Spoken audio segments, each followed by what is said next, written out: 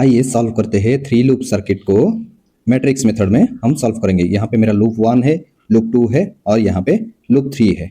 देखिए लूप 1 को क्या है, इधर करंट लूप 1 में I1 है, I2 है और लूप 3 में I3 है। तो इधर डायरेक्ट क्या लिखेंगे, देखिए लूप 1 को जब कंसिडर करेंगे, देखिए पहले क्या लिखेंगे, लूप 1 का ये 2 ओम रजिस्टर है और 5 ओम रजिस्टर है और 3 ओम रजिस्टर है। डायरेक्ट उसको ऐड कर देंगे, 5 + 2 7 + 3 इक्वल टू मेरा हो गया 10। ठीक है, उसके बाद लूप 1 और लूप 2, लूप 1 और लूप 2 के बीच में जो रजिस्टर कॉमन रजिस्टर है इसको इधर लिख देंगे, इसको माइनस साइन में, जहां पे भी कॉमन होगा उसको माइनस साइन में कंसीडर करेंगे। उसके बाद लूप 1 और लूप 3 के बीच में जो कॉमन रजिस्टर है उसको यहाँ पे लिख देंगे माइनस साइन, देखिए 5 पे।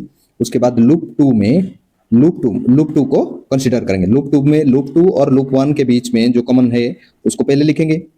ठीक है, उसके बाद लूप 2 में जो तीनों रजिस्टर है इसको ऐड कर देंगे। लूप 2 में जो तीनों रजिस्टर है उसको ऐड कर देंगे, तो मेरा हो गया 9 + 11 + 3 इक्वल टू कितना हो गया, 20 + 3 इक्वल टू 23। फिर लूप 2 और लूप 3, लूप 2 और लूप 3 में कॉमन जो है उसी को माइनस साइन देके इधर लिख देंगे। फिर लूप 3 को कंसीडर करेंगे, लूप 3 को कंसीडर करेंगे तो 3 और 1 के बीच, 3 और 2 के बीच और 3 में क्या क्या है उसी को लिखेंगे। 3 और 1 के बीच कॉमन है 5, इधर -5 लिख दिए।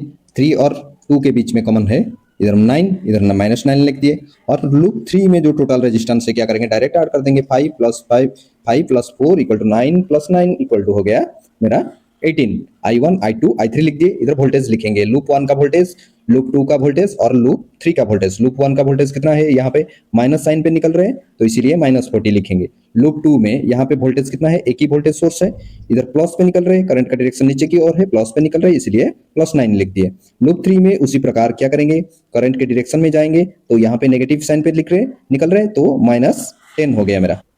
आइए डेल निकालते हैं। डेल निकालेंगे तो ये वाला 10 को कंसीडर करेंगे तो ये वाला कॉलम और ये वाला रो को हटा देंगे, जो बीच वाला पार्ट रहा उसी को कंसीडर करेंगे। पहले 10 × 23, 23 × 18 माइनस कितना होगा, -9 × 9, ये हो गया मेरा पार्ट।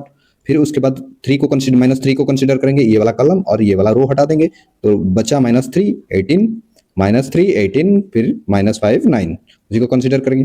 फिर -5 को कंसीडर करेंगे, ये वाला कॉलम और ये वाला रो हटा देंगे तो बचा ये वाला पार्ट। तो 3 × -9 ये हो गया -5 × 23। तो इसी को सॉल्व करेंगे तो मेरा डेल निकल जाएगा। आइए डेल 1 निकालते हैं। ये वोल्टेज वाला पार्ट है, इसी को इसका पहला वाला कलम जो है डेल 1 निकालेंगे तो पहला वाला कलम पे इधर रिप्लेस कर देंगे, तो इधर रिप्लेस कर देंगे तो ये हमारा डेल 1 निकल जाएगा। डेल 1 निकालने के बाद आप I1 निकालिए। अब निकालते हैं डेल 2। डेल 2 इक्वल टू क्या करेंगे, ये वाला पार्ट में, डेल 2 में ये वाला पार्ट वोल्टेज जो पार्ट है उसको कलम 2 पे रिप्लेस कर देंगे, इधर कलम 2 पे रिप्लेस कर देंगे तो इसी को सॉल्व करेंगे तो मेरा डेल 2 निकल जाएगा। उसके बाद देखेंगे कि डेल 3 कैसे निकालेंगे। डेल 3 कैसे निकालेंगे, डेल 3 उसी प्रकार निकालेंगे। ये वाला वोल्टेज वाला जो पार्ट है, ये वाला वोल्टेज पार्ट को हम कलम 3 में रिप्लेस कर देंगे, उसी प्रकार कलम 3 में रिप्लेस कर देंगे तो इस यहाँ पे डेल 3 निकल जाएगा। तो डेल 1 निकल गया, उसी प्रकार डेल 2 निकल गया, उसी प्रकार डेल 3 निकल जाएगा। तो I1 निकलने के लिए क्या होगा ना, डेल 1 डिवाइडेड बाई डेल कर देंगे। उसी प्रकार I2 निकालने के लिए डेल 2 डिवाइडेड बाई डेल कर देंगे और उसी प्रकार I3 निकालने के लिए डेल 3 डिवाइडेड बाई डेल कर देंगे। आप ये I1 I2 और I3 तीनों निकाल कर कमेंट में बता सकते हैं।